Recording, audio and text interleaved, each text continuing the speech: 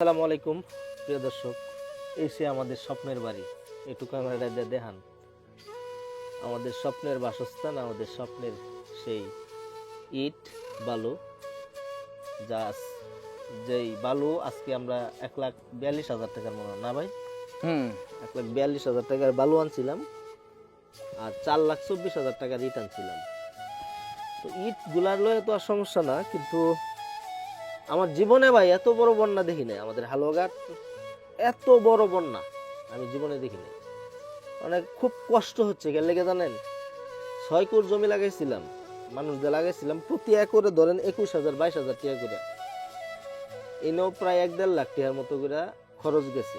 খুব আশা ছিল যে ঘরে ধান উঠবো, এই অগ্রাণ মাসও ধান কাটবাম, সেগুলো আর বাস্তবায়ন হইলো না। কোন পাপ করছিলাম জানি না। এটা হচ্ছে গজব গজব।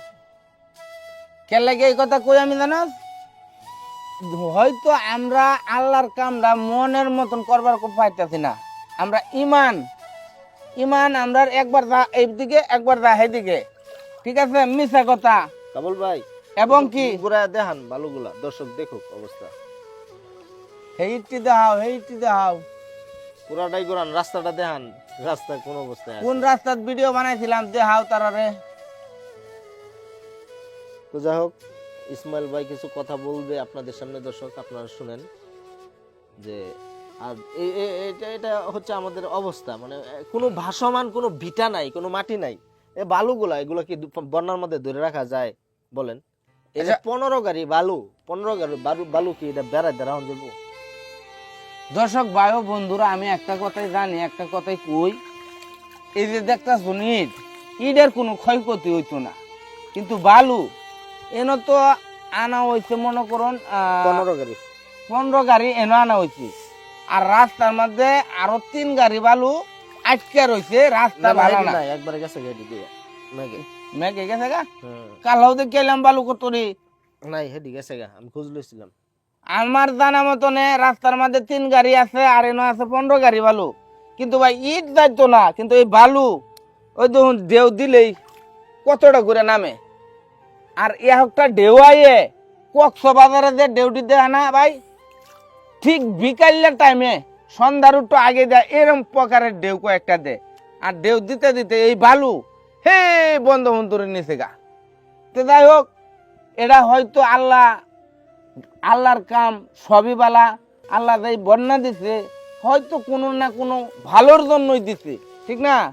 তে আমরার আশা আছি, আমরা 2 ভাই এবং আমাদের কাবিলা ভাই, আমরা সর্বপ্রথম তে ভিডিও বানাইছিলাম, জানুনি তো করতে তুলছুন আপনারা আমরারে, এটা আপনারা আমার থেকে ভালো জানুন আপনারা, ঠিক আছে?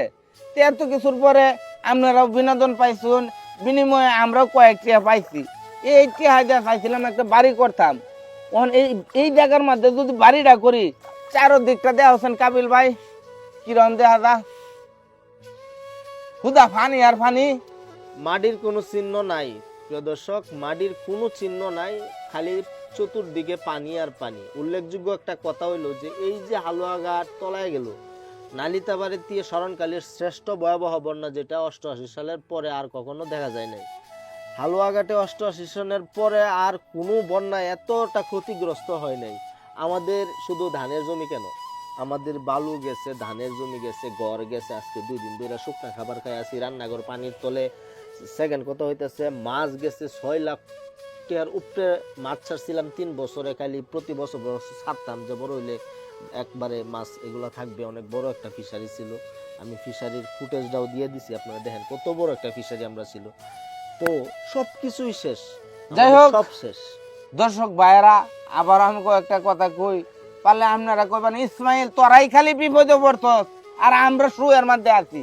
না, নালিতাবাড়ি, হালুয়াঘাট, দুবাউরা, এই 3টা জিনাইগাতি, এই 4টা থানার মধ্যে বর্তমানে এরকম কোন সাংবাদিক হেন গেছে না যে এই মানুষটি না খায়া আছে, এই মানুষটি এরকম কষ্ট করতেছে, আপনারা দেশ বিদেশে কিছু হেল্প বর সাহায্য করুন, কেউ এই পর্যন্ত গেছে না।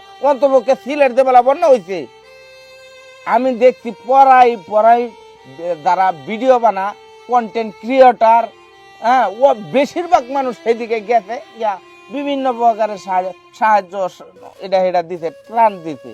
পারলে কইবেন যে ইসমাইল তুই তো কামাই কম করছিস না, তুই দেখ না গিয়া। আমি ভাই একটা বাজেট রাখছি, কিন্তু বাজারও যাইবার পাইতাছি না। বাজারে বলে কমর সমান পানি। এটা আমার মুহের কথা না, আমি নিজের চোখে দেখছি, আরো কয়েকজনে আলাপ সালাপ করতেছে। তো বাজারে যদি দোকানদারের গরু কমর সমান পানি থাকে, সেই বেড়া কি চিরামুড়ি ব্যবসা অন করব, কেমনে করব? বা এটার দোকানের মধ্যে পানি উঠে গেছে। যাই হোক, আমরা যারা মুসলমান আছি, যে যে ধর্মে পালন করতেছি, আমরা মন দেওয়া হয়তো নমাজ পড়ি, যারা অন্য ধর্মে আসুন কাম কাজ করুন, যাতে আল্লাহ এইসব গজব ভাই না ভিডিওটা দিক। বড় হয়ে যেতেছে, আমি দুটা কথা কয়ে শেষ করে দেবার চাই। এখন আমরা বর্তমানে সবচেয়ে গুরুত্বপূর্ণ বিষয় কি, এই গ্রামের প্রত্যেকটা বাড়িতে বাথরুম তলায় গেছে, এটার তো কোনো সমাধান নাই। তো এটা হচ্ছে মূল সমস্যা। দ্বিতীয় সমস্যা হইতেছে পানির সমস্যা, টিউবওয়েলগুলা তলায় গেছে, আর মোটরগুলা কারেন্টের জন্য চলে না, কারেন্ট নাই। আর তৃতীয় সমস্যা হইতেছে রান্নাঘর পানির নিচে। গ্রামে বেশিরভাগ মানুষ গ্যাসে রান্না করে না, লাকড়ি রান্না করে। টানা বৃষ্টির কারণে লাকড়িও নাই এবং রান্নাঘরের চুলাও নাই। তো সব বিপদ আপদ মানুষ এখন সহ্য করে আছে। দর্শক যারা দেশ বিদেশে থাকেন, এই ভিডিওটা শেয়ার করবেন, সবার চোখে পড়ুক। অন্তত পক্ষে কোনো মানবতার ফেরিওয়ালা যেন আমাদের এলাকার দিকে দৃষ্টিপাত করে। এটা হচ্ছে হালুয়াঘাট থানার সদর ইউনিয়ন, আমাদের পশ্চিম কালিয়ানীকান্দা এবং পশ্চিম কালিয়ানীকান্দার নতুন পাড়া টাঙ্গাইলে পাড়ার অবস্থা। সবাই ভালো থাকবেন, সুস্থ থাকবেন, আল্লাহ হাফেজ।